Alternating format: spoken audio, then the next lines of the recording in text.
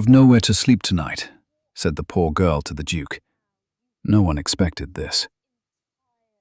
There was a night in the autumn of 1847 when the rain fell so hard against the cobblestones of Ashworth that the sound could be mistaken for applause. But no one was clapping. No one was celebrating.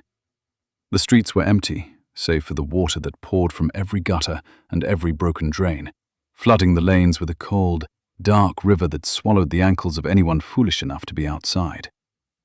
The shops had closed hours ago. The taverns had bolted their doors. Even the stray dogs of Ashworth had found cover beneath the wooden carts left abandoned in the market square. And yet, standing at the iron gates of Hatherley Manor, drenched from the crown of her head to the soles of her worn-through boots, was a girl. She was 17 years old.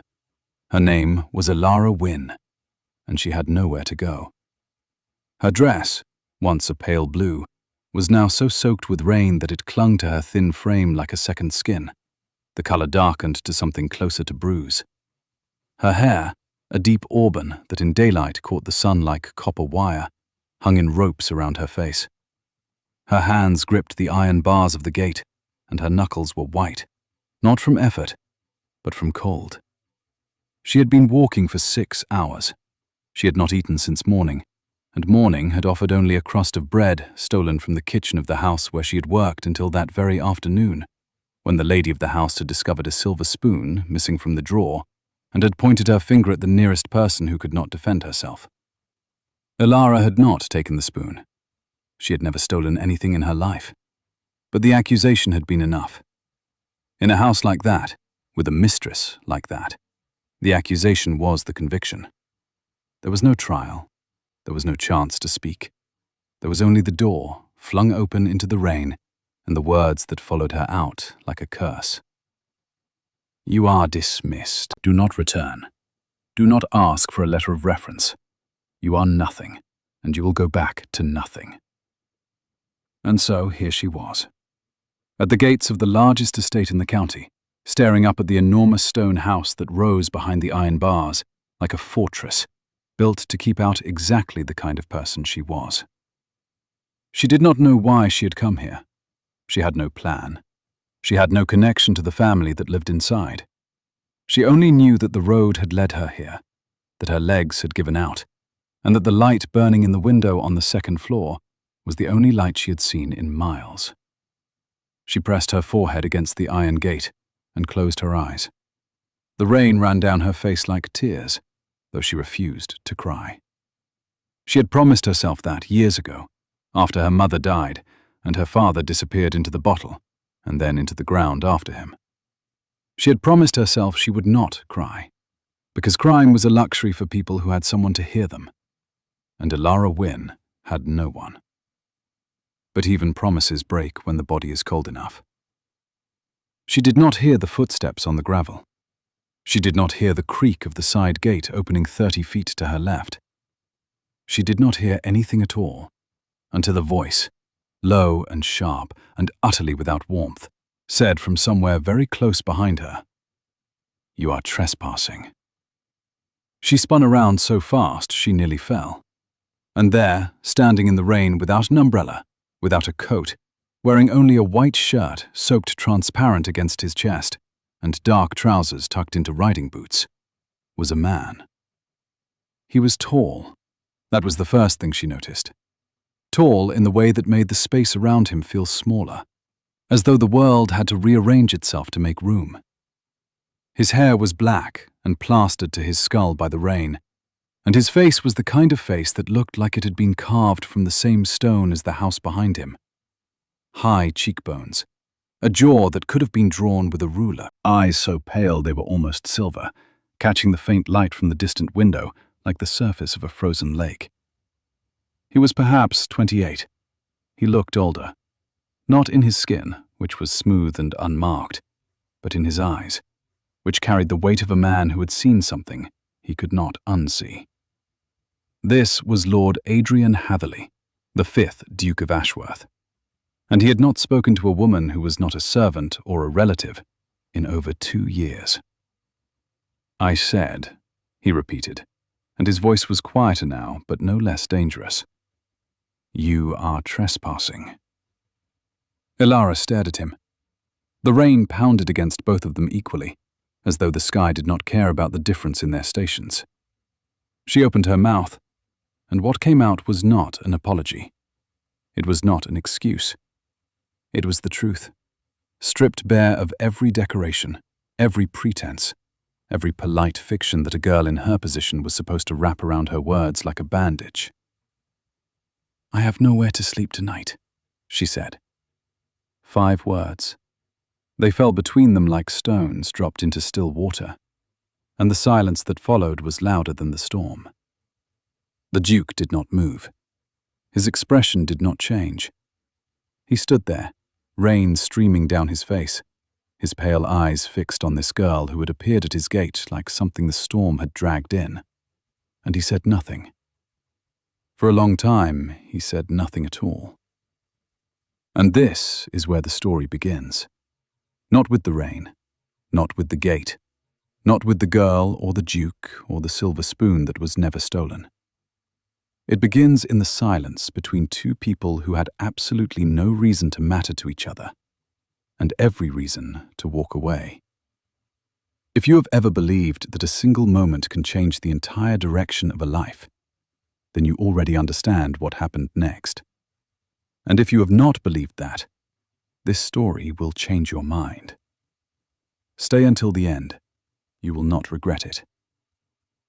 Now, let us go back to the silence. The Duke stared at the girl. The girl stared at the Duke. The rain continued to fall, indifferent to both of them, and somewhere in the dark behind the manor house, a horse stamped its hoof in a stable and let out a low, restless sound that carried across the grounds like a question no one had asked. Lord Adrian Hatherley had not expected to find anyone at his gate. He had not expected to be outside at all. He had been in his study, the room on the second floor whose window burned with the light Elara had seen from the road, sitting behind a mahogany desk covered in letters he had not opened and documents he had not signed, staring at the wall and thinking about nothing and everything at the same time, which was what he did most evenings now. Then the restlessness had taken him, the way it always did, like a hand closing around his chest from the inside, and he had stood, walked down the stairs, through the great hall with its portraits of dead Hatherleys staring down at him with expressions that ranged from smug to disappointed, past the kitchens where Mrs. Aldridge, the cook, had left a plate of cold supper he would not eat, and out into the rain. He walked the grounds at night. It was the only time he felt something close to peace, when the house was behind him and the sky was above him, and there was no one to ask him questions he did not want to answer. "Are you well, Your Grace? Shall I send for the doctor, Your Grace? Will you be attending the harvest ball, Your Grace?" The answer to all of them was the same. No. Leave me alone. But tonight, the grounds had offered him something other than silence. They had offered him a girl at his gate, soaked to the bone, with eyes the color of dark honey, and a voice that cut through the rain like a knife through silk. "I have nowhere to sleep tonight." He should have sent her away. That was the correct thing to do. That was what any duke, any lord, any man of his standing would have done. You called for a footman. You instructed them to escort the trespasser to the village. You returned to your study, your letters, your war. You did not stand in the rain staring at a stranger as though she had said something that mattered. But Adrian Hatherley did not move, because the truth he would not have admitted to anyone, not to his valet, not to his sister, not to the portrait of his dead father hanging above the fireplace in the great hall, was that he recognized something in those 5 words. Not the girl, not her face or her voice, or her bedraggled condition. He recognized the feeling beneath the words. The feeling of having nowhere to go, of standing at the edge of the world and realizing that no door would open for you, and that the rain would not stop, and that the cold would only get worse. He had felt that feeling 2 years ago, on the night his wife died. Lady Catherine Hatherley, born Lady Catherine Ashmore, Dead at 24 of a fever that had taken her in 3 days. 3 days. That was all it had taken to dismantle his entire understanding of the world. She had been laughing on a Tuesday, coughing on a Wednesday, burning on a Thursday, and gone by Friday morning. He had held her hand as she left, and the last thing she had said to him was not, "I love you," or "I will miss you," or even "goodbye." The last thing she had said was, "Adrian, the window. I am so cold. Close the window." And he had closed it, and she had closed her eyes, and that was the end. After that, the Duke had become a locked door. He had sealed himself inside his grief the way a man seals himself inside a tomb, and he had not come out. The servants whispered about it. The county whispered about it. His sister, Lady Rosalind, who lived in London and wrote him letters every week that he never answered, whispered about it in her own way, which was to say she did not whisper at all, but wrote in large, underlined words, "Adrian, you cannot live like this. You are 28 years old. You are not dead. Stop behaving as though you are." But he was dead. Or at least, the part of him that had known how to feel anything other than guilt and grief was dead, and the rest of him was simply going through the motions of living because he did not know how to stop. Until tonight. Until the girl at the gate. "How old are you?" he asked. His voice came out rougher than he intended, as though the words had to climb over something stuck in his throat. 17, Elara said.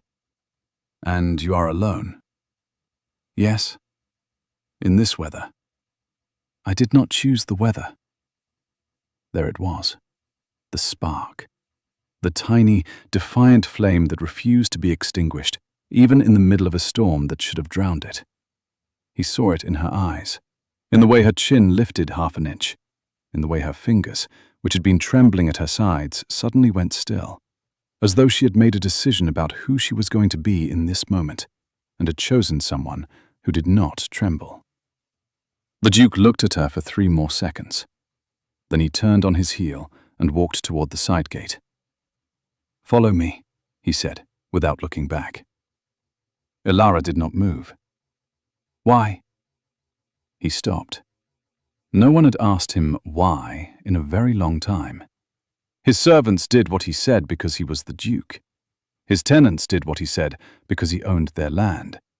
His sister did what he said because, well, actually his sister never did what he said, but that was beside the point. The point was that this girl, this soaking, shivering, trespassing girl, had looked at an open door and asked why instead of walking through it. "Because," he said, and his voice was flat and cold and gave away nothing. "The groundskeeper sets traps for foxes along the east wall, and if you sleep out here, you will lose a foot by morning. I am not interested in explaining that to the magistrate." It was not kindness. He wanted to be very clear about that, both to her and to himself. It was practicality. It was the avoidance of inconvenience. It was absolutely, categorically, without question, not kindness. Elara studied him through the rain. Then she walked through the gate. They crossed the grounds in silence, the gravel crunching under their feet, the rain still falling in sheets around them. The manor house grew larger with every step, its stone walls rising up like cliffs, its windows dark, except for the one on the second floor that still burned with the light from the Duke's study. Elara had never been inside a house like this. The largest building she had ever entered was the church in the village where she had grown up, and that had seemed enormous to her when she was small, with its vaulted ceiling and its stained glass windows that turned the sunlight into colors she had no names for. But this house made the church look like a cupboard. This house had wings. It had towers. It had a front entrance with columns so tall that the rain falling from their tops took a full second to reach the ground. The Duke did not take her to the front entrance. He led her around the side of the house, past a walled garden she could barely see in the dark, through a narrow wooden door that opened into a corridor lit by a single oil lamp mounted on the wall. The corridor was warm. That was the first thing Elara felt, and it nearly broke her. The warmth. After 6 hours of rain and cold and walking, the simple, unremarkable warmth of an enclosed space hit her like a wave, and she had to stop and press her hand against the wall to keep from falling. The Duke did not notice, or if he noticed, he did not show it. He walked ahead of her down the corridor, his boots leaving wet prints on the stone floor, and stopped at a door at the far end. "Mrs. Aldridge," he said, knocking twice. There was a shuffling sound, then the door opened, and a woman appeared. She was perhaps 50, with grey hair pulled back in a bun, a round face that looked like it had been designed specifically for the purpose of worrying about other people, and a white apron, dusted with flour even though it was nearly midnight. "Your Grace," she said, and then she saw Elara, and her eyes went wide. "Oh, my lord, the child is half drowned." "She needs a room," the Duke said. "Something in the servants' quarters, clean sheets, warm food, dry clothing if you have it." He paused. "She is not a guest. She is a temporary inconvenience. She will be gone by morning." And with that, he turned and walked away. No good night, no further explanation, no second glance at the girl he had just pulled from the rain like a half-drowned cat from a river. He simply left, his wet boots echoing down the corridor, and disappeared around the corner. Mrs. Aldridge looked at Elara. Elara looked at Mrs. Aldridge. "Well," the cook said softly, and there was something in her voice that sounded like the beginning of a story she had been waiting to tell for a very long time. "Come in then, love. Let us get you warm." She led Elara through the kitchen, which was the largest room Elara had ever seen that was not a church. Copper pots hung from iron hooks along the ceiling. A fireplace large enough to stand in occupied the far wall, and though the fire had burned low, the embers still glowed orange and threw a weak, flickering light across the stone floor. Mrs. Aldridge sat Elara down on a wooden stool beside the fire, wrapped a wool blanket around her shoulders, and placed a bowl of soup in her hands so quickly that Elara suspected she had been cooking for ghosts, and was relieved to finally have a real person to feed. "Eat," Mrs. Aldridge said. "Do not speak, do not explain. Eat first. Everything else can wait." Elara ate. The soup was thick and hot, and tasted like onions and potatoes, and something she could not identify, but which turned out to be kindness, which is an ingredient that does not appear in any recipe, but is present in every meal made by someone who cares whether you live or die. As she ate, Mrs. Aldridge bustled around the kitchen, pulling a nightgown from a cupboard, filling a basin with warm water, laying out a towel. She did all of this without asking a single question, which was, Elara thought, either the most polite or the most strategic thing anyone had ever done for her. It was Mrs. Aldridge who finally broke the silence, not with a question, but with a statement that landed in the warm kitchen like a pebble dropped into a pond. "He has not brought anyone through that door in 2 years, she said. Elara looked up from her soup. "What?" "His Grace, the Duke." Mrs. Aldridge folded the towel with the precise, deliberate movements of a woman who had been folding things in this kitchen for 30 years. "Since Lady Catherine passed, God rest her, he has not spoken to anyone outside this house except the vicar and the solicitor, and he spoke to the solicitor only to tell him to stop writing letters. He does not attend dinners. He does not receive visitors. He does not go to London. He does not go anywhere. He walks the grounds at night like a haunt and sits in that study all day reading the same books over and over, as though they might say something different the 100th time." She paused. "And tonight, in the worst storm we have had since March, he found you at the gate and brought you inside." "He said I was a temporary inconvenience," Elara said. Mrs. Aldridge smiled, and it was the kind of smile that contained an entire library of things she knew and was not yet ready to share. Yes, she said. He would say that. She showed Elara to a small room on the 3rd floor, in the servants' corridor, a room with a narrow bed, a washstand, and a window that looked out over the grounds. The rain was still falling, but from inside, with dry clothes and warm soup in her stomach and a wool blanket around her shoulders, the rain sounded different. It sounded almost beautiful. Elara lay in the bed and stared at the ceiling and thought about the Duke. She thought about his pale eyes and his sharp voice, and the way he had stood in the rain without a coat, as though he did not believe he deserved protection from the cold. She thought about the way he had said, "Follow me," not as an invitation, but as an order, and the way he had walked away without looking back, as though the act of helping her was something he needed to complete quickly before he changed his mind. She thought about Mrs. Aldridge's words. He has not brought anyone through that door in 2 years. Then she closed her eyes, and for the first time in as long as she could remember, she slept without dreaming of the things she had lost. Morning came, and the rain had stopped.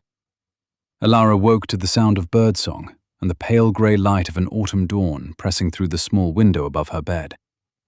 For a moment, she did not know where she was. The ceiling was too high. The sheets were too clean. The air smelled like beeswax and lavender, instead of the damp, sour smell of the servants' quarters at her last place of employment. Then she remembered. The gate, the rain, the Duke. She sat up and looked around the room. Someone had come in while she slept and left a bundle of clothing on the chair beside the washstand. A plain grey dress, darned at the elbows but clean, a pair of stockings, and a white apron. Servants' clothing. Beside the clothing was a note, written in a hand that was round and practical and entirely without flourish. "Come to the kitchen when you are dressed. Do not go anywhere else. Mrs. A." Elara dressed. The grey dress was slightly too large for her, hanging loose at the shoulders and long at the wrists. But it was dry, and it was warm, and it did not belong to anyone who had accused her of theft, and for these 3 reasons, she loved it more than any garment she had ever worn. She found her way down to the kitchen by following the smell of bread. Mrs. Aldridge was already at the stove, moving between pots and pans with the efficiency of a general commanding an army that happened to be made of breakfast. "Sit," Mrs. Aldridge said, pointing to the same stool by the fire. "Tea? Toast? Then we talk." Elara sat. She drank the tea. She ate the toast. She waited. "His Grace has informed me," Mrs. Aldridge began, pouring herself a cup of tea and sitting down opposite Elara with the air of a woman who is about to negotiate a treaty, "that you are to leave this morning.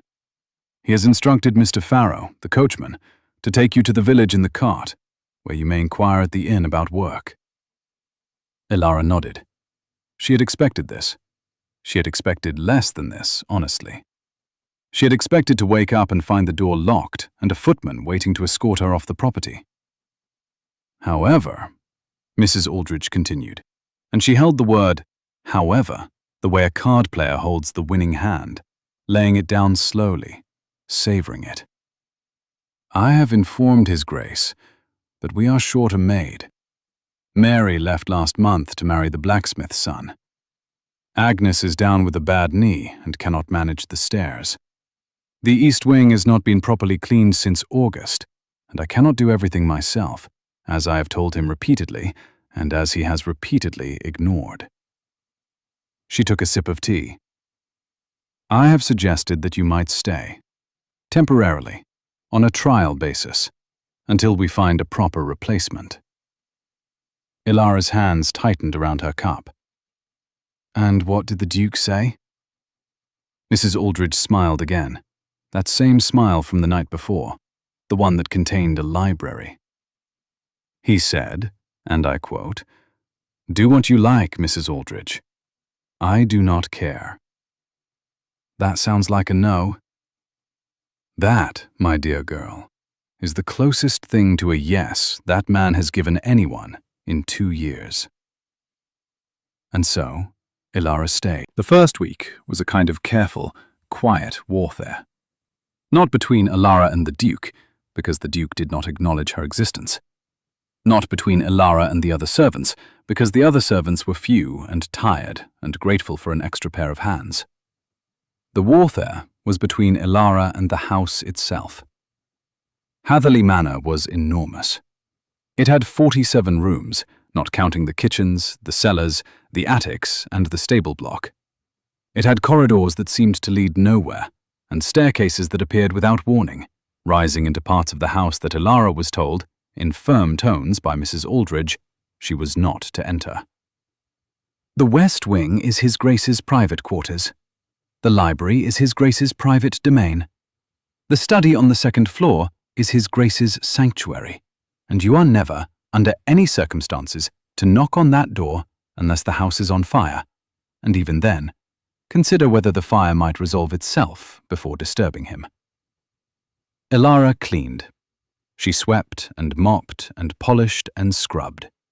She carried buckets of water up 3 flights of stairs because the pump on the 3rd floor had been broken since June, and no one had fixed it because the Duke had not noticed, because the Duke did not go to the 3rd floor, because the Duke did not go anywhere except his study, the grounds at night, and occasionally the dining room, where he ate alone at a table that could seat 24.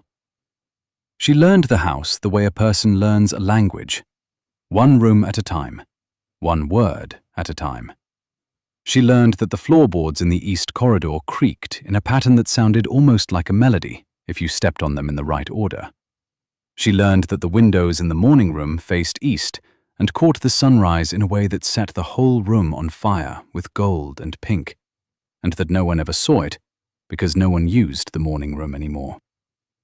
She learned that there was a portrait of Lady Catherine in the upstairs hall, hung between a landscape of the moors and a still knife of fruit that looked as though it had been painted by someone who had never seen fruit, but had heard a very detailed description of it. She stopped in front of the portrait on her 3rd day. Lady Catherine Hatherley looked out from the canvas with calm, intelligent eyes and a mouth that seemed to be holding back a smile, as though the painter had caught her in the middle of a thought she found privately amusing.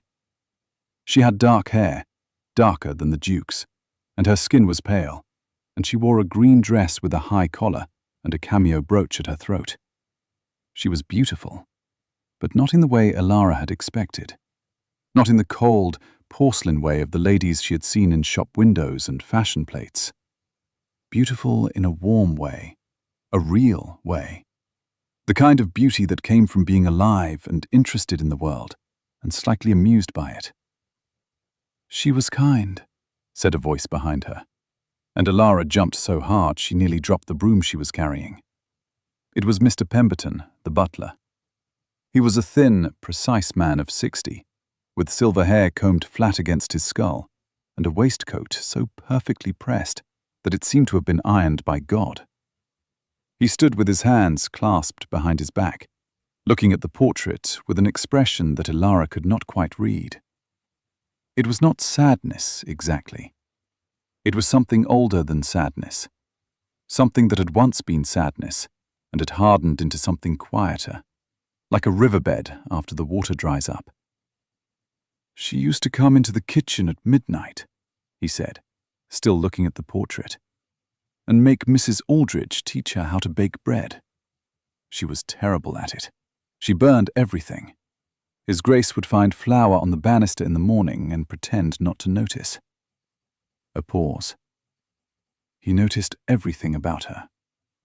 He simply chose to let her believe she was getting away with things. Elara looked back at the portrait. He loved her. "That," said Mr. Pemberton, with the gravity of a man delivering a verdict, "is an understatement of such magnitude that it borders on insult." He walked away, his footsteps silent on the carpet, and Elara was left alone with the portrait of a dead woman and the slow, dawning understanding that the house she had stumbled into was not merely large and cold and full of rooms that no one used. It was a monument. It was a tomb. It was a man's grief made into stone and glass and silence. And she was walking through it with a broom, sweeping floors that had not been dirty since the last person who had made them feel like home had stopped breathing. She did not see the Duke for the first 3 days. She heard him, sometimes, at night, his boots on the gravel outside as he walked the grounds. She saw the evidence of him, the cold supper left uneaten on the dining room table, the books rearranged in the library, the lamp burning in the study window long after midnight. But the man himself was a ghost in his own house, present only in the signs of his absence, and Elara began to wonder if Mrs. Aldridge had invented the rule about not disturbing him, not to protect his privacy, but to protect the illusion that he existed at all. On the 4th day, she saw him. It was early morning, earlier than she usually rose, but she had been unable to sleep. She had come downstairs to start the fires in the morning room and the drawing room, carrying a bucket of kindling and a box of matches, and she had turned the corner into the main hall and stopped dead. He was standing at the foot of the grand staircase, fully dressed in riding clothes, his back to her, staring up at the portrait of his wife. He did not move. He did not appear to be breathing. He simply stood there, a tall, dark figure against the pale stone of the hall, looking up at the painted face of the woman he had lost, and the stillness of him was so complete and so absolute that Elara felt as though she had walked into a church during a prayer and did not know whether to kneel or run. She tried to back away. She tried to retreat the way she had come, to slip around the corner and pretend she had never been there at all. But the kindling shifted in the bucket, and a piece of wood knocked against the metal side with a sound that, in the silence of the hall, was as loud as a gunshot. The Duke turned. His eyes found her immediately. In the grey light of early morning, they were not silver, but something colder, something closer to ice, and they fixed on her with an intensity that made her feel as though she had been pinned to the wall. He did not speak. He looked at her, and she looked at him, and the space between them, perhaps 30 feet of cold stone floor, felt like an ocean. "I am sorry," Elara said. "I did not mean to disturb you." He said nothing for a long moment. Then, in a voice as flat and empty as the hall itself, he said, "You did not disturb me. I was already disturbed." And he walked past her, through the front door, and out into the morning, where the sky was the color of ash, and the first frost of the season had turned the grass to silver. Elara stood in the hall and breathed. Her heart was beating very fast, though she could not have said exactly why. He had barely spoken. He had not been cruel. He had not even been cold, not truly. He had been something else, something she did not have a word for yet, something that lived in the space between cold and broken, between anger and exhaustion, between a man who wanted to feel nothing and a man who felt everything and wished he did not. She set down the kindling. She looked up at the portrait of Lady Catherine. "I am sorry about your husband," she said quietly, to the painted woman with the almost smile. "He seems very lost." The painting did not answer. Paintings never do. But Elara could have sworn, in the grey light, that the almost smile deepened by a fraction, as though Lady Catherine, wherever she was, agreed. The days passed. Elara cleaned. The Duke avoided her. The house stood between them like a country neither had agreed to share, and they moved through it on separate paths, orbiting each other without collision, without conversation, without anything that could be called a connection. But Elara noticed things. She could not help it. Noticing things was what she did. It was the skill she had developed in every household where she had worked, the skill that had kept her alive and employed, and one step ahead of the casual cruelties that were the daily currency of life in service. She noticed which floorboards creaked. She noticed which doors were left ajar and which were locked. She noticed the moods of her employers, the way a sailor notices the wind, by the smallest signs, the angle of a frown, the speed of a footstep, the particular quantity of a silence. And so she noticed the Duke. She noticed that he ate almost nothing. The plates that came back to the kitchen were nearly full, the food rearranged rather than consumed, as though he had pushed it around with his fork to create the appearance of having eaten, without actually doing so. She noticed that the circles under his eyes were growing darker, week by week, as though sleep was a country he had been exiled from and could not find his way back to. She noticed that the books in the library were always the same books, pulled from the shelf and returned to a different position, a cycle of reading and rereading that suggested not enjoyment, but compulsion, the way a man trapped in a maze walks the same corridors over and over, hoping the walls might rearrange themselves. She noticed that he stood in front of his wife's portrait every morning. She noticed that he stayed longer each time. And she noticed, on the morning of her 11th day at Hatherley Manor, that the window in the study on the second floor, the window whose light had led her to the gate on the night of the storm, was open. In October. In the cold. Wide open, as though whoever sat behind it had decided they no longer cared about the difference between inside and outside, between warmth and cold, between alive and not. She carried this observation to Mrs. Aldridge, who received it with a tightening of her mouth that said more than words could have. "He has always been careless with himself," Mrs. Aldridge said, rolling pastry with a force that suggested the pastry had personally offended her. "Even before, Lady Catherine used to worry. She used to say he took no more care of himself than a man who did not believe he was worth the trouble. And now that she is gone, there is no one to worry, and so he is worse." "Someone should close the window," Elara said. "Someone should do a great many things," Mrs. Aldridge replied. "But His Grace does not welcome intervention. His Grace does not welcome anything at all, except possibly the end of days, and even that I suspect he would find disappointing." Elara said nothing more. She went about her work. She swept the floors and polished the silver, and carried the hot water upstairs, and did everything she was supposed to do, exactly as she was supposed to do it. And then, at the end of her shift, when the house was quiet and the other servants had gone to their rooms, she climbed the stairs to the second floor. She walked down the corridor, past the portraits and the landscapes and the still life of suspicious fruit. She stopped at the door of the study. She knocked.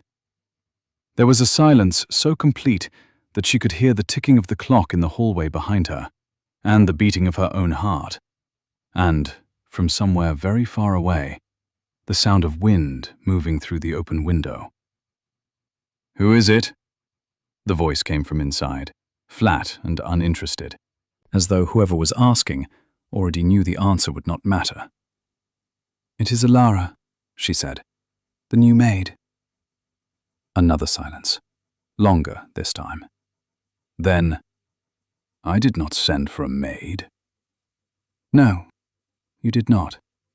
But your window is open and the room must be freezing, and Mrs. Aldridge will blame me if you catch pneumonia, because she blames me for everything, and I have only been here 11 days, and I would like to keep my position for at least 12.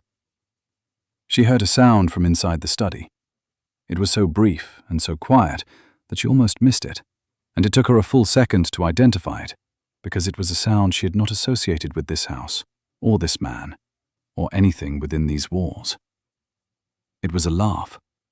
A single, short, involuntary laugh, as though something had escaped from behind a locked door before the occupant could slam it shut.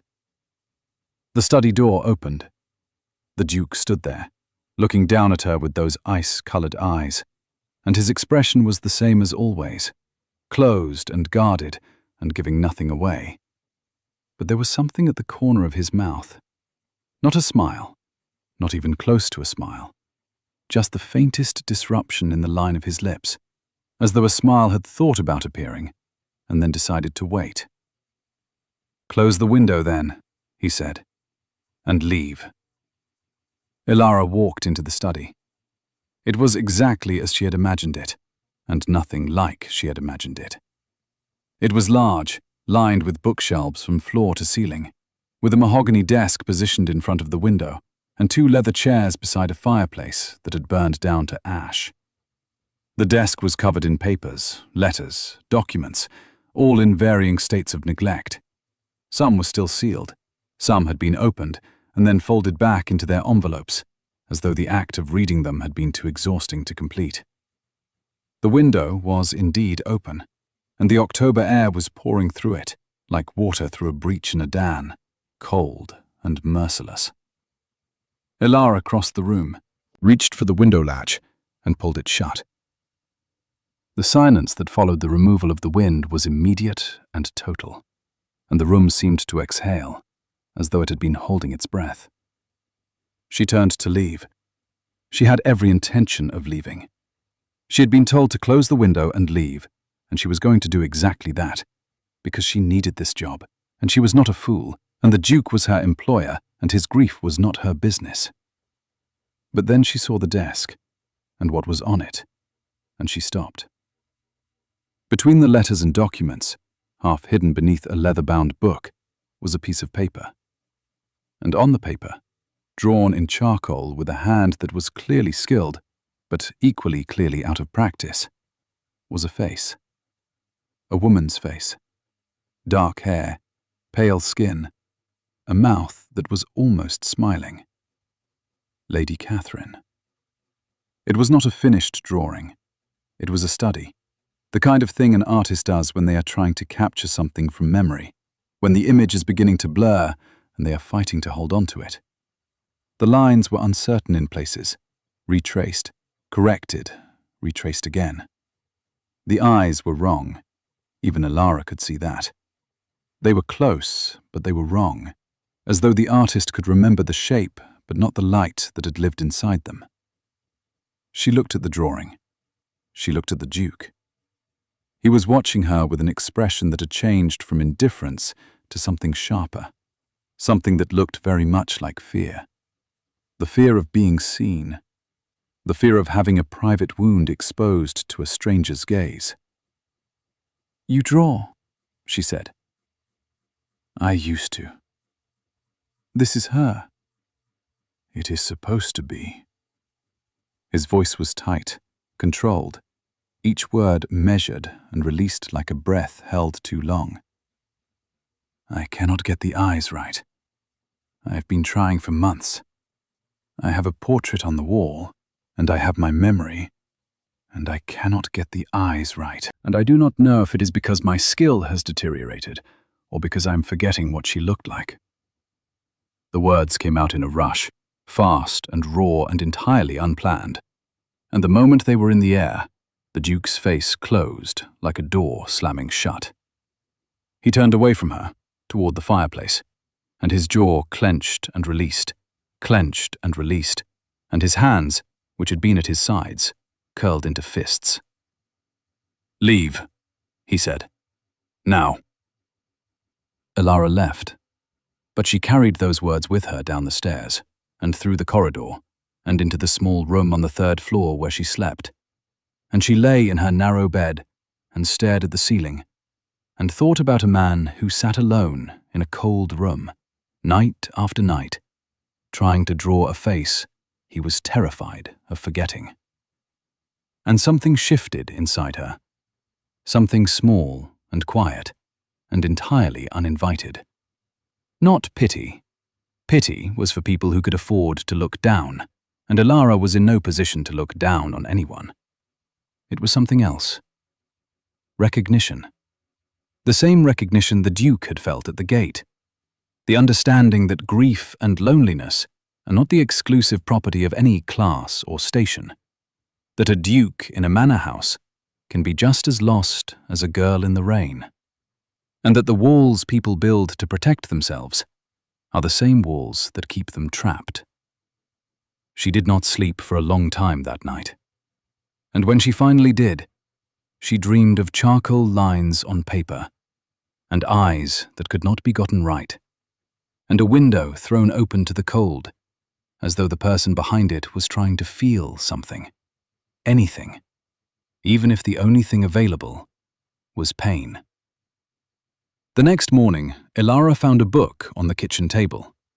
It was small, leather-bound, and old, and it had been placed beside her cup of tea with the kind of deliberate casualness that suggested someone had gone to considerable effort to make it look accidental. She opened it. It was a collection of poems. Inside the front cover, in a handwriting she did not recognize, someone had written, "For the maid who closes windows, the fire could use attention as well." She looked at Mrs. Aldridge, who was frying eggs with her back turned, and an expression of aggressive innocence. "Mrs. Aldridge," Elara said slowly, "did the Duke leave this for me?" "I am sure I would not know, dear. I am a cook. I cook. I do not monitor the reading habits of the household." "It has a message in it." "How fascinating. Eat your eggs." Elara ate her eggs. She put the book in the pocket of her apron, and she carried it with her all day as she worked, feeling its weight against her hip like a secret. She did not open it again until that evening, when she was alone in her room, and she read the first poem by candlelight. It was about loss. Of course it was. It was about the particular kind of loss that comes not from a single catastrophe, but from the slow erosion of hope, the way a river erodes a bank, grain by grain, until one day you look up and the ground you were standing on is gone. But the last stanza was different. The last stanza turned. It said that loss, real loss, the kind that strips you down to nothing, is also the only door to a new beginning, because you cannot build something new on ground that is still occupied. You have to lose the ground first. Elara read it 3 times.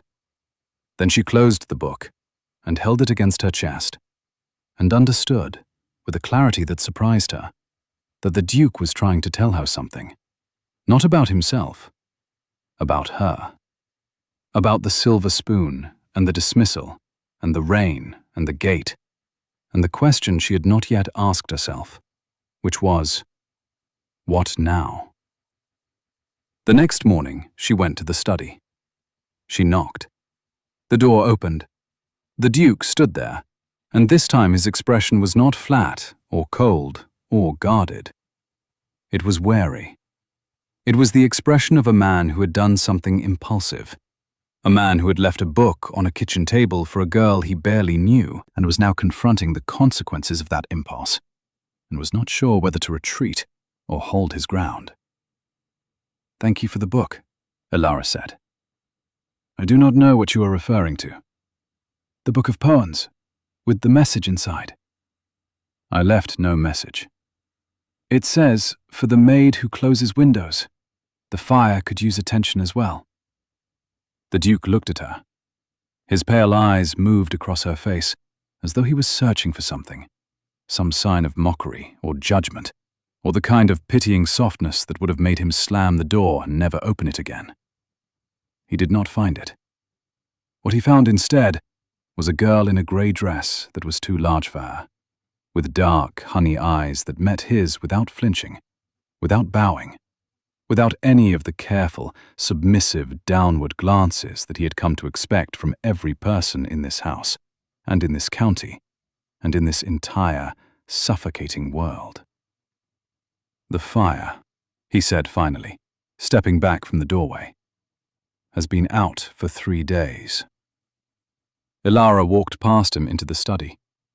She knelt by the fireplace, cleared the old ash, laid fresh kindling, and struck a match. The flame caught. It grew. It spread across the kindling with a soft, crackling sound that filled the silence of the room like a conversation, and the warmth began to reach outward, tentatively, as though it was not sure it was welcome. She stood. She turned. The Duke was still standing by the door, watching her, and the firelight was doing something to his face that the grey light of morning had never done. It was softening it, warming it, revealing the architecture beneath the stone, the faint lines around his eyes that might have been from laughter once, a long time ago, the fullness of his mouth, that was so often pressed into a hard, flat line that she had forgotten it had another shape. "You should eat more," she said. His eyebrows rose. It was the most expression she had seen from him, and it looked almost comical on his severe face, like a statue attempting to look surprised. "Excuse me?" The plates come back to the kitchen full. Mrs. Aldridge pretends not to notice, but she cooks more every day hoping you will eat something, and you never do. And she is running out of recipes, and I think she is considering goose. And the last time she made goose, Mr. Pemberton said it tasted like a leather shoe soaked in regret, and I do not think that will help anyone. The Duke stared at her. The silence stretched. Elara's heart was hammering, because she had just told a duke, her employer, the most powerful man in the county, that he was not eating enough. And she had done it while insulting the cook's goose, and she was almost certainly about to be dismissed for the second time in a month. And then it happened again. The sound. The laugh. Not the short, involuntary bark from the night before, but something longer, something warmer, something that came from a place deeper than habit or reflex. It was a real laugh, and it transformed his face so completely that Elara felt as though she was seeing an entirely different person. A person who had existed before the grief, before the locked doors and the cold rooms and the portraits of a woman whose eyes he could not get right. The laugh lasted perhaps 3 seconds. Then it stopped, as suddenly as it had started, and the Duke's face closed again, and the shadow returned, and he looked away from her as though she had caught him doing something he was ashamed of. "You may go," he said, and his voice was rougher than before. Elara went, but she left the fire burning. After that, things changed. The changes were small, so small that only someone who was paying very close attention would have noticed them. And, as it happened, the only people in Hatherley Manor who paid very close attention to anything were Elara, Mrs. Aldridge, and Mr. Pemberton, and all three of them noticed. The Duke began to eat. Not much, not enough, but the plates that came back to the kitchen were slightly less full than before, and Mrs. Aldridge received this information with the restrained triumph of a general who has won a minor battle in a very long war. The study window stayed closed. The fire in the study stayed lit. And, most remarkably, the Duke began to leave his study during daylight hours. Not often, not for long, but Elara would be polishing the banister in the main hall and hear footsteps on the stairs, and she would look up, and there he would be, descending with a book under his arm or a cup of tea in his hand, and he would pass her without speaking, but he would not look away. He would not pretend she did not exist. He would meet her eyes for a single, brief moment, and then he would continue walking, and the moment would be over. But it would leave something behind, a warmth, a residue, like the heat from a candle that has been blown out. On the 14th day of her employment, Elara found a second book on the kitchen table. This one was about botany. Inside the front cover, "For the maid who tends fires, the garden is in a terrible state." She smiled. She could not help it. On the 15th day, she went to the garden. It was, as the Duke had written, in a terrible state. The walled garden behind the house had clearly once been beautiful. There were the bones of it still visible beneath the neglect. Stone paths arranged in geometric patterns. Beds divided by low box hedges that had grown wild and shapeless. A sundial in the center, covered in moss so thick it could no longer tell the time.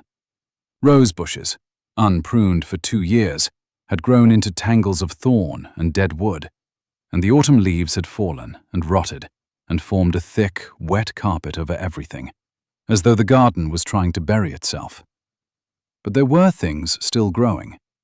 There were late chrysanthemums in copper and gold, fighting through the weeds. There was a climbing rose on the south wall that had refused to die, its last blooms still open, pale pink and defiant against the grey stone.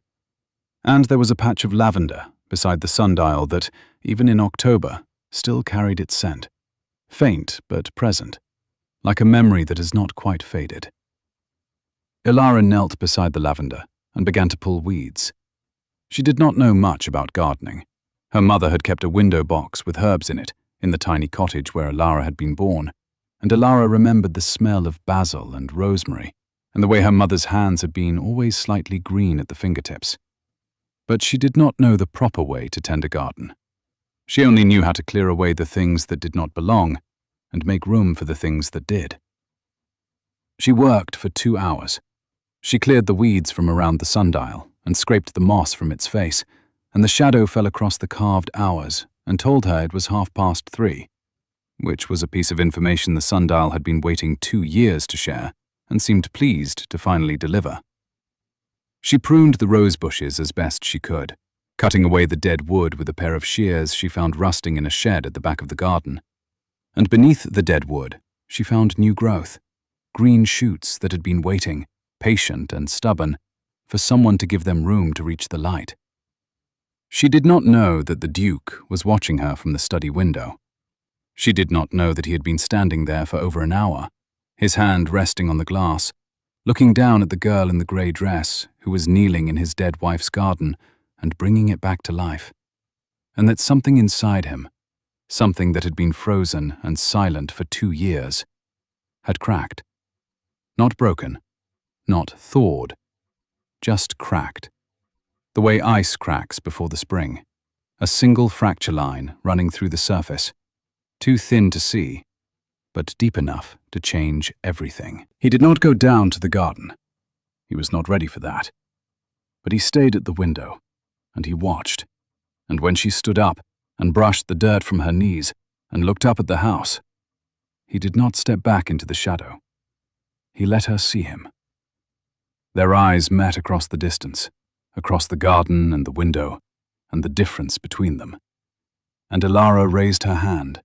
Not a wave, just a gesture, an acknowledgement. And the Duke raised his in return. And the gesture was so small and so new that it seemed to tremble in the air between them, like the first note of a song that neither of them knew the words to yet. 3 weeks passed. The garden came back to life, slowly, under Elara's hands. The study fire stayed lit. The Duke ate more. The books kept appearing on the kitchen table, one every few days, each with a message inside, each message slightly longer than the last. For the maid who gardens. You pruned the wrong rosebush. The damask, not the bourbon, though the bourbon probably deserved it. For the maid who reads. Your opinion of the 3rd poem in the collection was incorrect. It is about grief, not regret, though I concede the two are cousins. For the maid who argues about poetry in the margins of books that do not belong to her. You have handwriting like a deranged sparrow. It is oddly legible. Because Elara had started writing back. She had taken the first book of poems and, in the margins, in her small, cramped hand, she had written her thoughts. Not analyses, not scholarly observations, just honest reactions. This one made me cry. This one made me angry. This one I did not understand at all, but I read it 4 times, and it made me feel like standing on a cliff in the wind, so perhaps understanding is not the point. She had left the book on the kitchen table, where the Duke would find it, and the next morning it was gone, and the morning after that, a new book appeared with a new message, and so began the strangest conversation Elara had ever been part of. A conversation conducted entirely in the margins of borrowed books, across the distance of a house that was slowly, imperceptibly, becoming smaller. Mrs. Aldridge said nothing about the books. Mr. Pemberton said nothing about the books. Agnes, the maid with the bad knee, said nothing about anything, because Agnes was 47 years old and had learned that saying nothing was the single most effective strategy for surviving life in a great house. But there was a quality to the silence of the servants that week, a kind of watchful, breath-held quality, as though the entire household was standing very still and listening for a sound they had not heard in a very long time. It was on the 23rd day that the conversation moved from the margins of books to the air between two people. Elara was in the library. She was supposed to be dusting. She was actually reading, which was the same thing as dusting, except that it involved significantly less dust and significantly more imagination. She had pulled a book from the shelf, a thick, illustrated volume about Italian architecture, and had become so absorbed in a chapter about the design of the Palazzo Vecchio in Florence that she did not hear the door open behind her. "That book," said the Duke, "is shelved incorrectly. It belongs in the east case, between the Palladio and the Brunelleschi." Elara did not drop the book, which she considered a significant victory. She turned, slowly, and found the Duke standing in the doorway, leaning against the frame with his arms crossed, looking at her with an expression that was as close to relaxed as she had ever seen him. His hair was slightly disheveled, as though he had been running his hand through it, and the top button of his shirt was undone. And these two small details, the hair and the button, made him look younger and more human and more dangerous. Though the danger was not the kind that comes from anger, but the kind that comes from someone who is beginning to let their guard down and does not yet know what to do with the space that creates. "I was dusting," Elara said. "You were reading." "I was dusting with my eyes." The corner of his mouth twitched. Not a smile, not yet, but the ghost of one, the outline, the possibility. "You write interesting things in the margins of my books," he said. "They are interesting books." "You disagreed with Tennyson." "Tennyson disagreed with himself. I merely pointed it out." "You called Keats overwrought." "Keats is overwrought. He uses 14 words where 3 would do. He is the literary equivalent of someone who brings an orchestra to a conversation that requires a single violin." The Duke stared at her, and then, slowly, like the sun rising over a landscape that has been in shadow for a very long time, he smiled. It was a full smile, a real smile. It changed his face so completely that Elara felt the ground shift beneath her feet, because the man who was smiling at her was not the Duke of Ashworth, not the cold, grieving, untouchable figure that the county whispered about and the servants tiptoed around. He was someone else entirely. Someone who had been hiding behind the Duke's face for 2 years, waiting for permission to come out. "Sit down," he said. "If you are going to criticize the greatest poets in the English language, you should at least do it in a comfortable chair." Elara sat. The Duke sat in the chair opposite her, the chair that Mrs. Aldridge later told her had been Lady Catherine's chair, the chair no one had sat in since she died. And he did not flinch when Elara settled into it, though she saw his eyes flicker to the chair for a moment, a brief acknowledgement of what it meant, before he looked away. They talked. They talked for 2 hours. They talked about poetry and architecture, and the proper way to prune a damask rose, and the proper way to make soup, about which Elara had strong opinions, and the Duke had none, because the Duke had never made soup in his life, and regarded the process with the suspicious fascination of a man who has just learned that the food he eats does not simply appear from the air. They talked about books, and about the difference between reading a book because you love it, and reading a book because you are afraid to put it down and face the silence that waits on the other side. They talked about silence itself, and the Duke said, quietly, that there were 2 kinds, the kind that is peaceful, and the kind that is an absence, and that for 2 years he had lived in the second kind, and it was like drowning in air. Elara listened. She listened the way she did everything, with her whole self, with an attention so focused and so complete that the Duke felt, for the first time since Catherine died, that the words leaving his mouth were landing somewhere, that they were being received, that someone was hearing not just what he said, but what he meant, which were, as they always are, 2 very different things. He did not tell her about Catherine, not that day, not directly. but Catherine was in the room with them, in the chair Elara sat in the books on the shelves, in the way the Duke's voice caught sometimes on certain words, as though the words had thorns in them that pricked his throat on the way out. When the clock struck 5, Elara stood. "I should go. Mrs. Aldridge will think I have been kidnapped." "Or that you are dusting." "Which, as we have established, I was."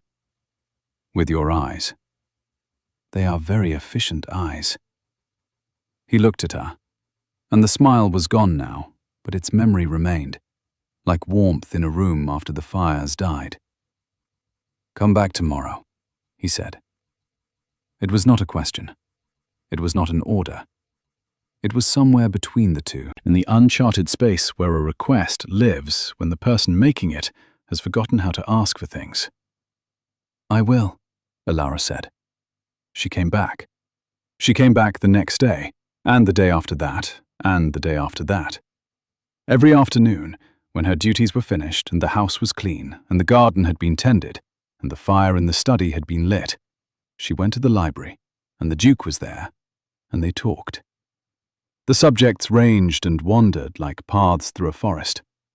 One afternoon it was history, the rise and fall of empires, and the Duke spoke about Rome with the kind of passionate precision that made the dead civilizations feel alive and urgent, as though the fall of Rome was not something that had happened centuries ago, but something that was happening right now, in this library, and required immediate attention. Another afternoon it was music, and Elara confessed that she could sing, that her mother had taught her, and the Duke asked her to sing, and she refused, and he did not press. But the question hung in the air between them like a held breath, waiting. Another afternoon it was silence. They sat in their chairs, Elara with a book, the Duke with his charcoal and paper, drawing not his wife this time, but the view from the library window, the garden, the wall, the climbing rose, and the silence between them was neither peaceful nor absent. It was something new, a third kind, the kind of silence that exists between two people who do not need words to be in the same room together, the kind that is not empty, but full of the awareness of another person, their breathing, their presence, the particular way they turn a page or shift in a chair, the tiny, intimate sounds of a life being lived beside your own. It was in this silence, on a Tuesday afternoon in the middle of November, that the Duke put down his charcoal, looked at Elara, and said, "I need to tell you about Catherine." Elara closed her book. She did not speak. She waited. "We were married for 3 years," he said. His voice was steady, controlled, the way a man's voice is controlled when he is holding it in place by sheer force of will. She was the kindest person I have ever known. She was intelligent and funny, and she could not bake bread to save her life, and she laughed at my drawings, and she made this house feel like a home instead of a monument. And I loved her with every single part of me that was capable of love, which, at the time, I believed was considerable. He paused. The charcoal was still in his hand, and his fingers were grey with it, and he was not looking at Elara. He was looking at the drawing on the table, the garden, the rose, the wall. She died on a Friday morning. I held her hand. She asked me to close the window because she was cold, and I closed it, and she died. And the last thing I thought, the very last thing that went through my mind as I held her hand and felt it go still, was not, "I love you," or "I will miss you," or even "goodbye." He stopped. His jaw worked. The knuckles of his hand whitened around the charcoal.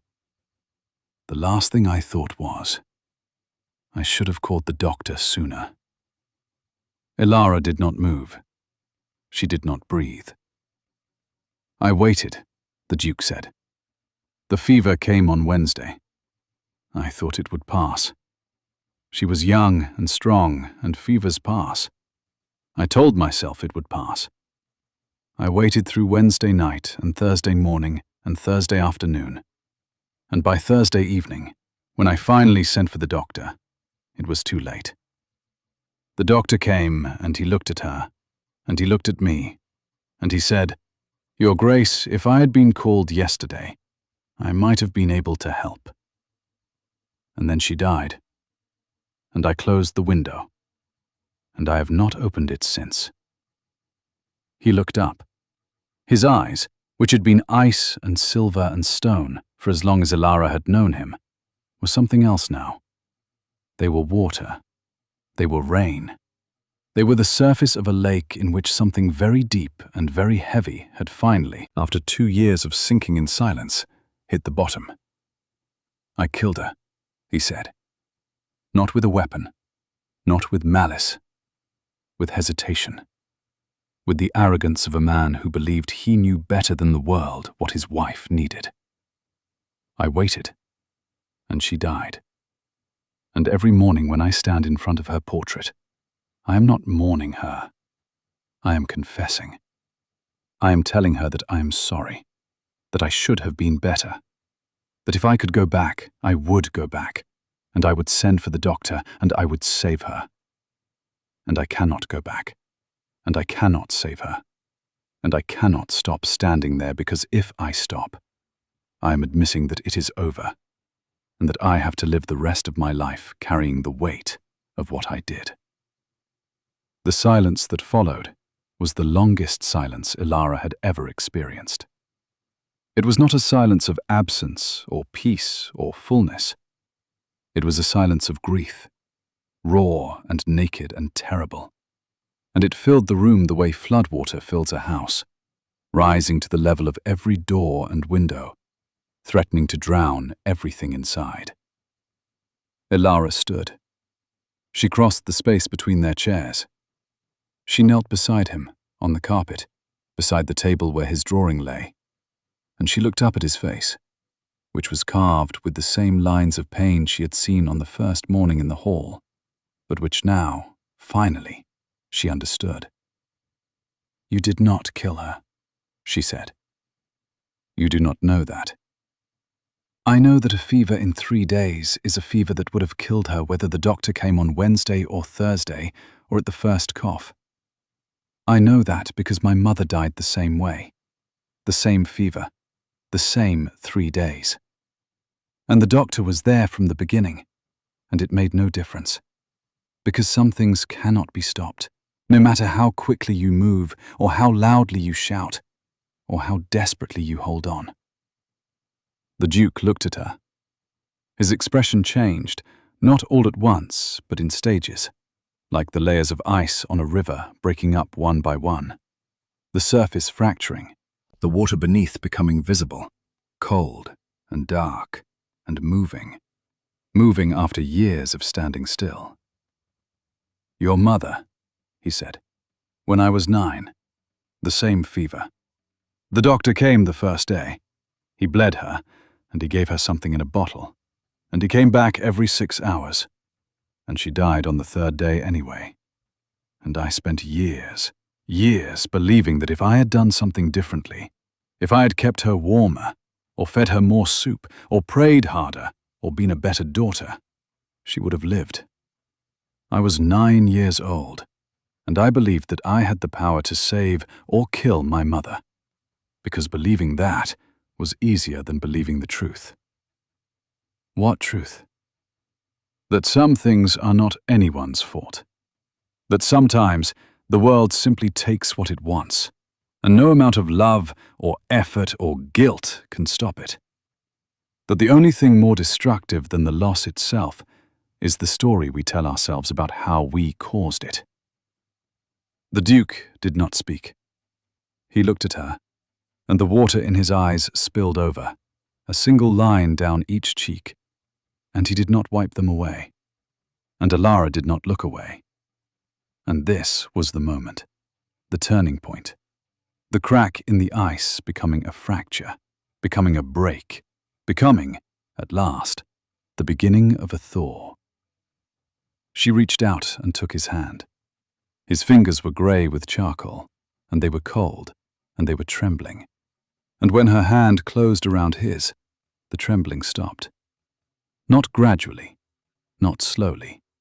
It stopped all at once, as though his body had been waiting for exactly this, for the touch of another person's hand, for the pressure and warmth and reality of skin against skin. And the trembling stopped, and his fingers closed around hers and held on. They stayed like that for a long time, long enough for the light in the library to change from the pale gold of afternoon to the deep amber of early evening, long enough for the fire in the grate to burn low and need attention, long enough for Mrs. Aldrich to come to the library door, see them through the gap, press her hand to her mouth, and walk away without making a sound, her eyes bright with something that was not tears. Because Mrs. Aldrich did not cry, except that she did, later, in the kitchen, over the soup, and blamed it on the onions. When Elara finally stood, her knees were stiff and her hand was warm where his had held it, and the Duke looked up at her from his chair with an expression she had never seen on his face. Not cold, not guarded, not grieving. Open, terrified, hopeful. "You should eat tonight," she said, because she did not know how to say what she was actually feeling, which was so large and so unfamiliar that it did not fit inside any words she knew. "I will eat tonight," he said, and he meant it. He ate that night. He ate everything on his plate. And when Mrs. Aldrich came to collect the dishes and found them empty for the first time in 2 years, she stood in the dining room doorway and said nothing for a full minute, which was, for Mrs. Aldrich, the equivalent of a standing ovation. The weeks that followed were the slow, careful unfolding of two people learning to exist in the same world without armor. It was not easy. It was not a straight line. There were days when the Duke retreated, when the study door was locked and the fire went unlit, and the books on the kitchen table stopped appearing. And Elara would know, without being told, that the grief had returned, that the old wound had reopened, and that the man behind the locked door needed space and silence, and the knowledge that when he emerged, someone would still be there. She was always there. And there were days when the Duke was present, really present, in a way that startled even himself. Days when he came down to the kitchen and sat at the long table and watched Mrs. Aldrich cook and asked questions about the recipes that Mrs. Aldrich answered with the barely concealed delight of a woman who had been waiting 2 years for someone to care about the provenance of her parsnip soup. Days when he walked the grounds in daylight instead of darkness, and the servants, seeing him from the windows, exchanged glances that were equal parts hope and caution, because they had seen him break once and were not sure the world could survive him breaking again. Days when he and Elara sat in the library and talked, and the talking became easier, more natural, less like a negotiation, and more like a conversation between two people who had discovered, against all odds and expectations, that they understood each other. Not perfectly, not completely, but in the ways that mattered, in the ways that had to do with loss and loneliness, and the stubborn, irrational, beautiful refusal to give up on the possibility that life could still surprise you. It was in December, on a night when the first snow of winter was falling outside the library windows, covering the garden in white like a blank page waiting to be written on, that the Duke said, "Elara." It was the first time he had used her name, not the maid, not the girl, Elara. She looked at him. The fire was burning, the light warm and golden on his face, and the snow was falling, silent and relentless. And his eyes, which had been ice and silver and stone and water and rain, were something else now, something she had no name for, something that was all of those things at once and none of them. Because what lived in his eyes at that moment was not a single emotion, but a landscape, vast and complex and utterly, terrifyingly alive. "I am going to say something," he said, "and I need you to let me say it without interruption, because if you interrupt me I will lose my nerve, and I may not find it again." Elara nodded. "When you came to my gate," he said, I was not walking the grounds because I could not sleep. I was walking the grounds because I was trying to decide whether to stop. Whether to stop eating, stop sleeping, stop walking, stop existing. I had spent 2 years in a room with a closed window and a dead fire, and a drawing I could not finish, and I had reached the end of what I was able to endure, and I was walking in the rain because the rain felt like something, and I needed to feel something, even if the only thing available was cold. He paused. His hands were in his lap, and they were steady, and his voice was steady. And Elara understood that the steadiness was not ease, but effort. The effort of a man who has practiced this speech 100 times in his head, and is now delivering it for the first and only time. And then you were there, at the gate, in the rain. And you said, "I have nowhere to sleep tonight." And I heard something in those words that I recognized. Not the words themselves, the feeling beneath them. The feeling of being at the end of a road that goes nowhere, with nothing behind you and nothing in front of you, and the rain coming down, and no one in the entire world who cares whether you make it through the night.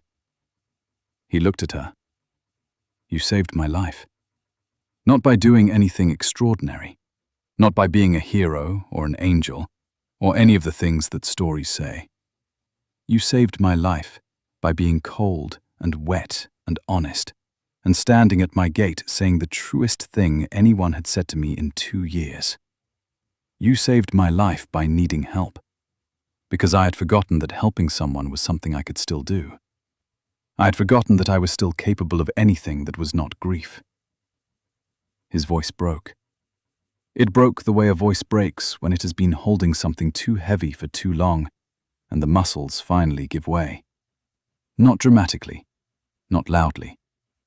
It just cracked, like a branch under the weight of snow, and the sound of it was the most honest sound Elara had ever heard. "I cannot offer you what a man should offer when he says what I am about to say," he continued, and his voice was rough now, scraped raw, but he did not stop. "I am broken. I am grieving. I carry a guilt that may never leave me, regardless of what you said about the fever, and the doctor, and the things that are not our fault. I am a man with a dead wife, and a cold house, and a drawer full of drawings that will never be right. I have nothing to offer you except this, except the truth, which is that you have become the first thing I think about when I wake up, and the last thing I think about before I sleep. And in between, every hour is measured by whether I will see you. And I do not know what to call this, because the last time I felt something even close to this, it had a name, and the name was love. And I am terrified to use that word, because the last person I loved, I could not save." The snow fell. The fire crackled. The library, with its thousands of books and its centuries of other people's words, was silent, because none of those words were sufficient for this moment. This moment required new words, or no words at all. Elara stood. She crossed the space between their chairs. She stood in front of him, close enough to touch, and she looked down at his upturned face, and she saw everything. The fear, the hope, the grief that would never fully leave, the love that was growing in the space the grief had cleared, fragile and new, and utterly unwilling to be ignored. "Adrian," she said. It was the first time she had used his name, his given name, not Your Grace, not the Duke. Adrian. He closed his eyes. His name, in her voice, landed on him like rain on a desert, like the first warmth of spring on ground that has been frozen for years, like a key turning in a lock that everyone, including the man who lived behind it, had believed was permanent. "I am not Catherine," she said. "I will never be Catherine. I do not want to be Catherine, and you should not want me to be, because Catherine was herself, and I am myself, and the love you had for her is not the same as whatever this is, and it does not need to be." "I know," he whispered. I am a servant in your house. I am 17 years old. I have no family, no money, no position, and no future that anyone would consider appropriate for a duke. I know. If you do this, the county will talk. Your sister will be scandalized. Mr. Pemberton will have an opinion, and it will be long, and it will involve many historical precedents. Mrs. Aldridge will cry and claim it is the onions. I know. And you are willing to accept all of that. He opened his eyes. They were clear. They were steady. They were the color of ice, but the ice was melting, and what lay beneath it was warm. I have spent 2 years accepting nothing, he said. I would like to start accepting everything. Elara knelt. She took his face in her hands. His skin was warm from the fire, and his jaw was rough where he had not shaved, and the silver flecks in his eyes were close, so close, like stars in a winter sky, like the frost on the garden wall, like every cold and beautiful thing she had ever seen that had turned out to be something else entirely when she got close enough to touch. Then ask me, she said, properly, with the word. He understood. He took her hands from his face and held them, both of them, and his grip was firm and certain, and his voice, when he spoke, was the voice of a man who has finally decided to stop standing still. Stay, he said. Not as a servant, not as a temporary inconvenience. Stay as yourself.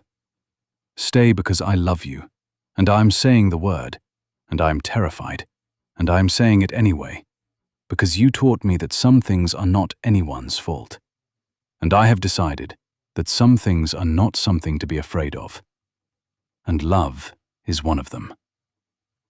Elara kissed him. She kissed him the way the spring kisses the frozen ground, gentle and inevitable and irreversible. She kissed him, and his hands came up to her face, and his fingers were in her hair, and the fire crackled, and the snow fell. And somewhere in the kitchen, Mrs. Aldridge, who had been listening at the door because she was a cook and cooks know when something is ready, pressed her hand to her mouth and wept openly, and did not blame the onions. The county did talk. Of course they talked. Lord Adrian Hatherley, the Duke of Ashworth, the man who had not spoken to anyone outside his own household for 2 years, had emerged from his mourning and announced his intention to marry his maid. The maid. The girl he had found at his gate in the rain, with no family and no fortune, and no social standing of any kind. A girl who had been dismissed from her last position under suspicion of theft. A girl who was, by every measure that society considered relevant, utterly and completely wrong. The letters arrived like an invading army. From the neighbours, expressing concern. From the county families, expressing dismay. From distant relatives Elara had not known the Duke possessed, expressing alarm and strong reservations, and, in one memorable case, the sincere hope that His Grace has not lost his remaining faculties. Lady Rosalind, the Duke's sister, arrived in person. She came from London on the mail coach, having received the news by letter, and having responded by travelling immediately rather than writing back, because Lady Rosalind was a woman who believed that certain conversations could only be conducted face-to-face, preferably with volume. She was 32, tall like her brother, with the same black hair and the same pale eyes, except that where the Duke's eyes were ice, Lady Rosalind's were fire. She entered Hatherley Manor like a weather system, shedding her travelling coat and her gloves and her opinion simultaneously. "Adrian, you have lost your mind," she said, standing in the great hall with her hands on her hips and her eyes blazing. "You have actually, genuinely, finally lost your mind. I have been waiting for 2 years for you to show some sign of life, and you choose this? A maid? A child? She is 17 years old, for heaven's sake." The Duke stood at the foot of the stairs, calm and unmoved, which infuriated his sister enormously, because it always had. "She is 18 next month," he said. "Oh, well, that changes everything. 18. Practically ancient. Shall I inform the Archbishop?" "Rosalind, do not Rosalind me. I have earned the right to be hysterical. I have written you 104 letters in 2 years, and you have answered none of them. And the first communication I receive is an announcement that you are marrying your maid." "I answered one of your letters." "You did not." "I wrote 'noted' on the back of the October letter and returned it." "That is not an answer. That is a hostage negotiation." Elara, who had been standing in the corridor behind the kitchen door, listening to this exchange with a mixture of terror and fascination, made the decision that would define the rest of her life. She opened the door. She walked into the great hall. She stood beside the Duke, not behind him, not in front of him, beside him. And she looked at Lady Rosalind with the same steady, unflinching gaze she had turned on every person who had ever underestimated her. "My lady," she said, "my name is Elara Wynne. I am the person your brother intends to marry. I understand your concern, and I respect it, and I will answer any question you have, honestly and without evasion. But I will not apologize for who I am or where I come from, because those are the things that brought me to this house, and if they had been different, I would not be here, and I believe your brother would be worse for that." Lady Rosalind stared at her. The silence in the great hall was the kind of silence that follows a cannon shot. The stunned, ringing kind. The kind that is not empty but overwhelmed. Then Lady Rosalind turned to her brother. "She is not what I expected," she said. "No," the Duke agreed. "She is not. She has a backbone. She has several. And she stood up to me. She stands up to everyone. It is both her finest quality and the one most likely to get her killed at a dinner party." Lady Rosalind looked at Elara again. She looked at her for a long time, and what she was looking for was not beauty or breeding or social graces. She was looking for the thing that Mrs. Aldridge had seen on the first night, and Mr. Pemberton had seen in the hallway, and the Duke had seen at the gate. She was looking for the truth of the girl, the realness of her, the quality that could not be faked or taught or bought. "Very well," Lady Rosalind said at last. "I will stay for a week. I will observe. I will form my own opinion. And if, at the end of the week, I believe you are making a catastrophic mistake, I will say so, loudly and repeatedly, until one of us surrenders." "That seems fair," Elara said. "It was not meant to be fair. It was meant to be terrifying." "In that case, I am terrified." "You are not terrified at all." "No, but I thought it was polite to pretend." Lady Rosalind's mouth twitched. It was the same twitch the Duke's mouth made, the same almost smile, the same genetic predisposition to be disarmed by honesty and wit. She turned to her brother, and this time her expression was different. Not softer, exactly. Lady Rosalind did not do soft. But something in the fire behind her eyes had banked to a warm glow, and when she spoke, her voice was quieter. "She reminds me of Catherine," she said. The Duke looked at Elara.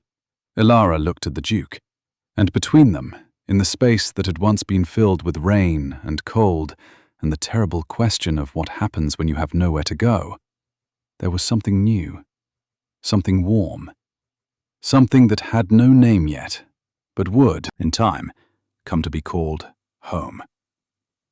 Lady Rosalind stayed for 3 weeks, not 1.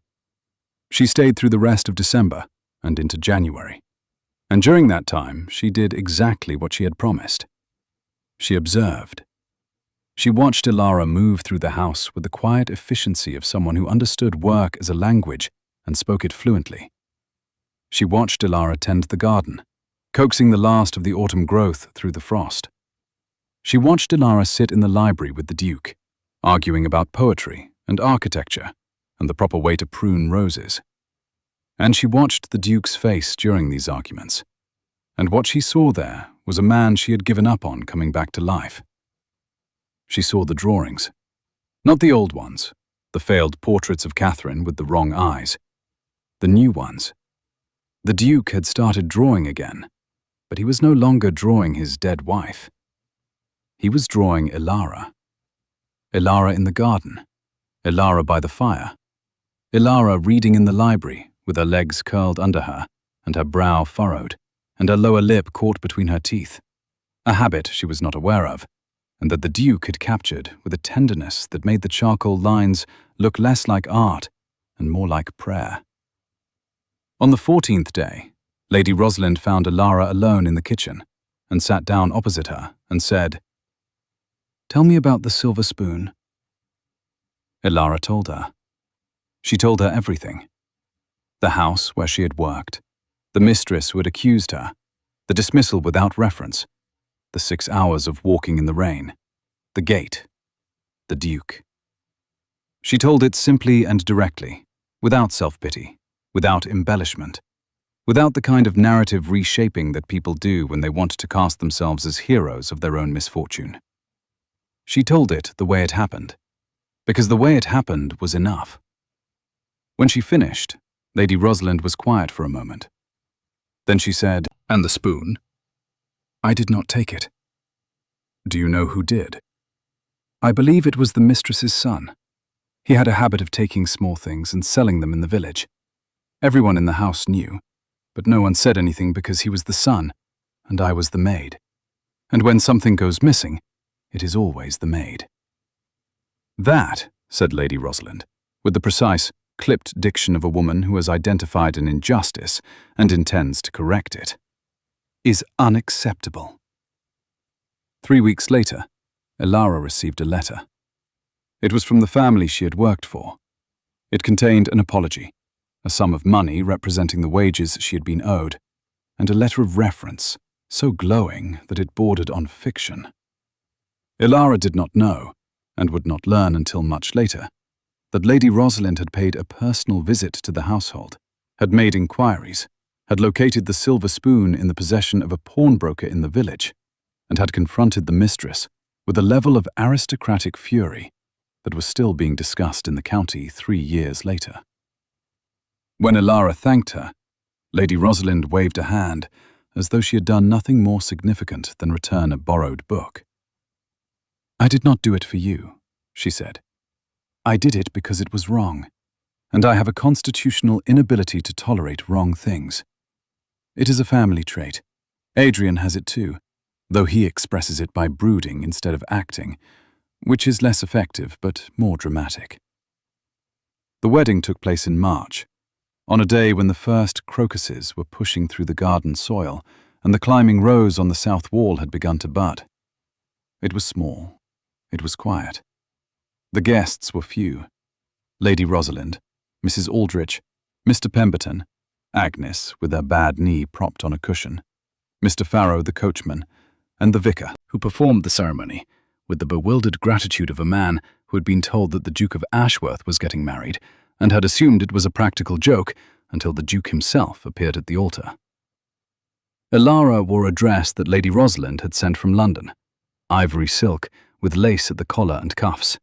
And when she walked down the aisle of the small chapel on the estate grounds, the Duke, standing at the altar with his hands clasped behind his back and his pale eyes steady, looked at her and did not smile. He did something better than smile. He exhaled. A single, long, slow breath, as though he had been holding it for 2 years and had finally been given permission to let it go. The vows were simple. The ring was not. It was a gold band set with a single emerald, engraved with vines and roses, and it had belonged to the Duke's mother, and her mother before her, and her mother before her, back through the generations to a time when the Hatherley family was young, and the house was new, and the garden was just a patch of earth, waiting for someone to plant the first seed. After the ceremony, there was a meal in the kitchen, not the dining room, because Elara had insisted, and the Duke had agreed, and Mrs. Aldridge had wept with joy and immediately begun cooking enough food for 40 people, despite there being only 8. The meal was loud and warm and full of laughter, and the Duke sat at the head of the long kitchen table and ate everything on his plate and asked for more, and Mrs. Aldridge served him a second helping with trembling hands and a face that was doing something complicated with tears and flour and pride. Mr. Pemberton gave a toast. He stood at his place, ramrod straight, his silver hair gleaming in the candlelight, his waistcoat as impeccable as ever, and he raised his glass and said, "To His Grace and Her Grace, who have reminded us that the purpose of a great house is not to be great, but to be a home. And to Mrs. Aldridge, whose soup was, as always, adequate." Mrs. Aldridge threw a bread roll at him. He caught it without changing expression. Agnes laughed so hard she fell off her cushion. That night, after the guests had gone and the kitchen had been cleaned and the house was quiet, the Duke and Elara stood in the garden. The moon was full, and the air was cold, and the crocuses were small purple and white points of light in the dark earth, and the climbing rose on the south wall was a tangle of new growth, reaching upward, reaching for the sun that would come tomorrow, and the day after, and the day after that. "I want to show you something," the Duke said. He led her to the study. The room was warm, the fire lit, the window closed. On the desk, beside the old charcoal drawing of Catherine with the wrong eyes, was a new drawing, a portrait. Elara looked at it. It was her, but it was not just her. It was her in the garden, kneeling beside the sundial, looking up, and the expression on her drawn face was the expression she had worn on the day he had watched her from the window and decided not to step back into the shadow. The expression was not beautiful, not in the conventional sense. It was real. It was alive. It was the face of a person who is doing ordinary work in an ordinary place and does not know she is being watched by someone who is falling in love with her. And the eyes were right. Elara looked at the drawing for a long time. Then she looked at the drawing of Catherine. Then she looked at the Duke. "You got the eyes right," she said. "Yes," he said. "I think, perhaps, I was trying to draw the wrong eyes." He reached past her and picked up the drawing of Catherine. He held it for a moment, looking at the face he had spent 2 years trying to capture, the face that had been fading from his memory like ink from a page left in the sun. Then he walked to the fireplace mantel and set it there, upright, leaning against the wall where the firelight caught it and warmed it and made the charcoal lines glow. "She belongs here," he said. "Not in a drawer, not on a desk where I torture myself with what I cannot get right. Here, in the light, where I can see her and remember her and let her go." He turned to Elara, and his face, in the firelight, was open and clear and unguarded, and the ice in his eyes had melted so completely that what remained was not cold at all, but something warm, something deep, something that had been waiting beneath the surface for a very long time, the way the crocuses wait beneath the frozen ground, patient and certain that the spring will come. "Thank you," he said. "For what?" "For having nowhere to sleep that night, for standing at my gate, for saying the truest thing anyone had said to me in 2 years." He took her hand. "For closing the window, for lighting the fire, for insulting Mrs. Aldridge's goose, for disagreeing with Tennyson, for writing in the margins of my books with the handwriting of a deranged sparrow. It is hardly legible. It is barely legible. I have seen better penmanship from the doctor, and his prescriptions are in Latin." She laughed. He laughed. And the sound of their laughter, together, in the warm study with the fire burning and the drawings on the mantel, and the snow beginning to fall again outside the closed window, was the sound of a house becoming a home, and a home becoming a life, and a life becoming the kind of story that people remember. 5 years passed. The garden at Hatherley Manor was, by any reasonable measure, the finest garden in the county. The roses had been restored, all 47 varieties, including the damask and the bourbon, both of which Elara pruned with the ruthless efficiency of a woman who had been corrected on the subject by a duke and had responded by becoming the foremost authority on rose cultivation within a 50-mile radius. The sundial told the time again. The box hedges were trimmed to geometric precision. And in the southeast corner, in a bed that had once been choked with weeds, there was a patch of lavender that bloomed every summer in such abundance that its scent could be smelled from the road, and travellers passing by would slow their carriages and close their eyes and breathe and wonder where they were. The house had changed. Not its structure, which was stone and had no intention of changing for anyone, but its atmosphere. The windows were open, the fires were lit. The morning room was used every morning, and the drawing room was used every evening. And the dining room, which could seat 24, regularly did, because Lady Rosalind had made it her personal mission to drag her brother back into society, and Elara had made it her personal mission to make society interesting enough to deserve him. There were children, a boy named Thomas, who was 4 and had his mother's auburn hair and his father's serious eyes, and a deep, unshakable conviction that the garden sundial was a secret door to another world.